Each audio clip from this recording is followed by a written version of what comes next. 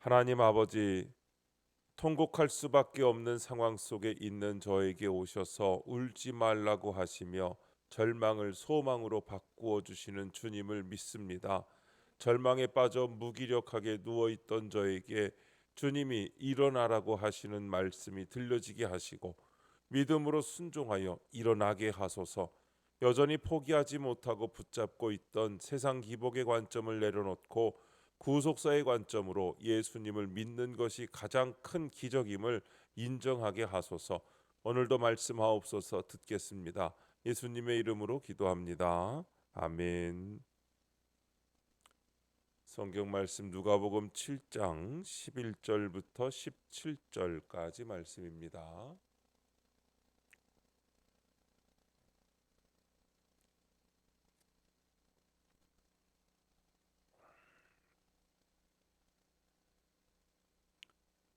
우리 하나님의 말씀을 다 함께 한 목소리로 읽겠습니다. 그 후에 예수께서 나인이란 성으로 가실새 제자와 많은 무리가 동행하더니 성문에 가까이 이르실 때에 사람들이 한 죽은 자를 메고 나오니 이는 한 어머니의 독자요 그의 어머니는 과부라. 그 성에 많은 사람도 그와 함께 나오거늘 주께서 과부를 보시고 불쌍히 여기사 울지 말라 하시고 가까이 가서 그 관에 손을 대시니 맨 자들이 서는지라. 예수께서 이르시되 청년아 내가 네게 말하노니 일어나라 하시매 죽었던 자가 일어나 앉고 말도 하거늘 예수께서 그를 어머니에게 주시니 모든 사람이 두려워하며 하나님께 영광을 돌려 이르되 큰 선지자가 우리 가운데 일어나셨다 하고 또 하나님께서 자기 백성을 돌보셨다 하더라.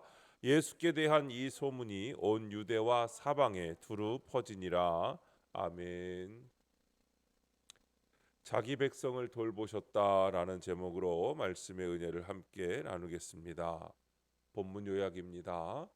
나인성으로 들어가시던 예수님이 죽은 아들의 장례를 치르는 과부를 보시고 불쌍히 여겨 울지 말라고 하십니다. 그리고 관에 손을 대시며 일어나라고 하시니 죽었던 청년이 살아납니다. 모든 사람이 하나님께 영광을 돌리며 하나님께서 자기 백성을 돌보셨다고 고백합니다. 첫 번째 울지 말라 11절부터 13절까지 말씀입니다. 예수님이 나인 성문에 이르실 때 과부의 독자 장례 행렬이 나오고 있었습니다. 아들 하나만 바라보고 살아왔을 그가 이제 그마저 잃은 것입니다. 유대 관습에서 자식을 잃은 어머니는 장례 행렬 상여 앞에 섰습니다. 이런 기막힌 상황에서 통곡하며 걷던 과부를 예수님이 불쌍히 여겨 울지 말라고 하십니다. 이는 전능하신 하나님의 말씀입니다. 지금도 주님은 통곡할 수밖에 없는 상황에 있는 나에게 울지 말라고 명하시며 소망을 주십니다. 적용 질문입니다. 요즘 나는 무엇 때문에 울고 있습니까? 상실, 후회, 원망, 연민의 눈물입니까? 아니면 회개의 눈물입니까? 말씀이 들린다는 것은 회개를 의미하고 회개는 유턴을 의미합니다. 방향을 완전히 틀어서 돌이키는 것입니다. 말씀을 통하여 내가 죄 가운데 있었다는 것을 깨달을 수 있습니다. 잘못된 방향으로 가고 있었다는 것을 알게 됩니다. 말씀을 보고 잘못한 것을 깨달아 회개한다면 이제까지 행하던 죄악에서 돌이켜 빠져나와야 하는 것입니다.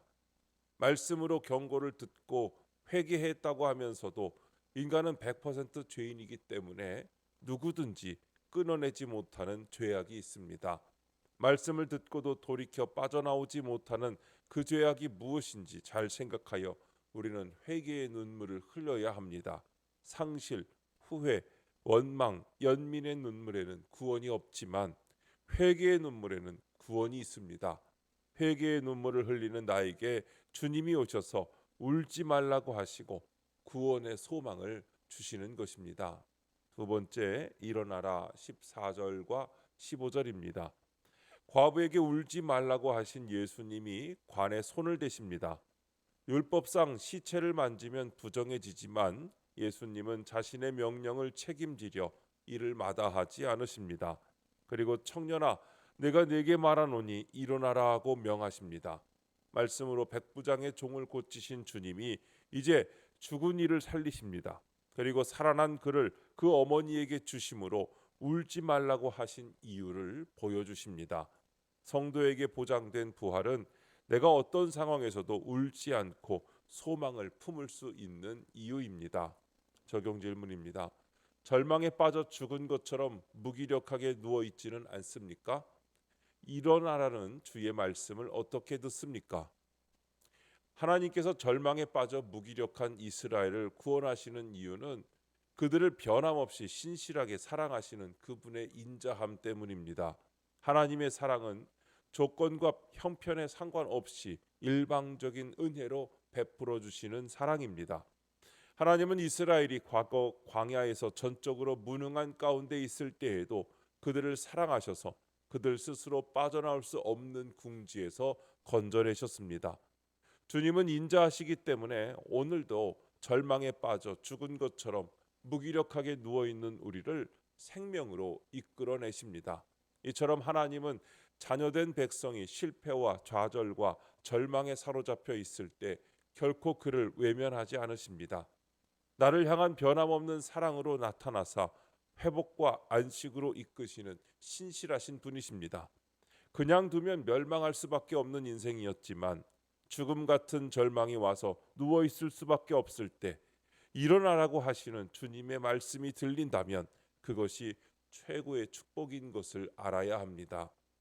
세 번째 큰 선지자 16절부터 17절입니다. 죽은 자가 살아나는 기적을 목격한 사람들은 엘리야와 엘리사를 떠올리며 예수님을 큰 선지자로 여깁니다.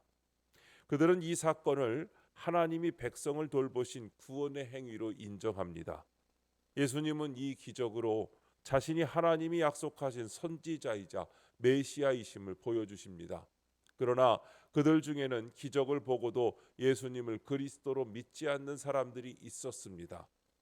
내가 복음을 듣고 예수님을 믿게 된 것이야말로 진정한 복이며 기적입니다.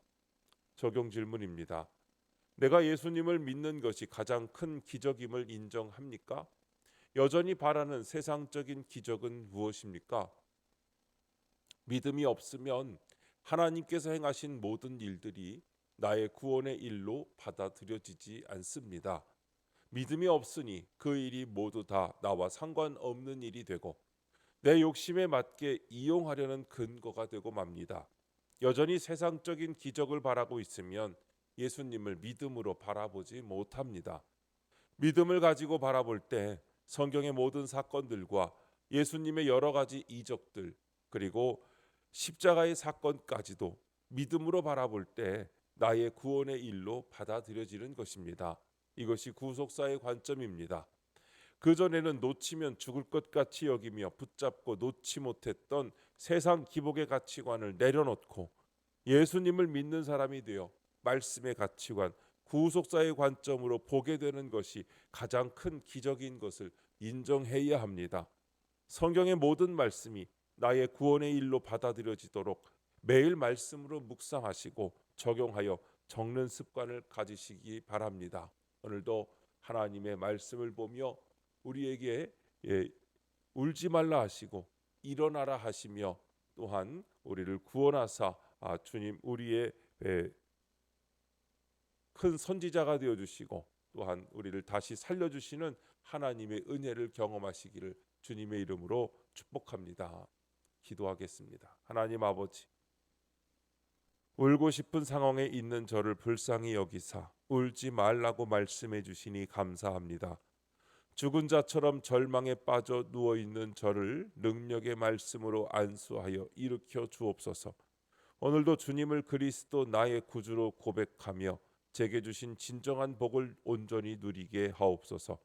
주님, 이 시간 주님께 기도하는 성도들의 기도 가운데에 함께하여 주시옵시고 주님의 세미한 음성을 들려주시며 그 선하신 손길로 붙들어 주시옵소서. 우리 주 예수님의 이름으로 기도드립니다. 아멘.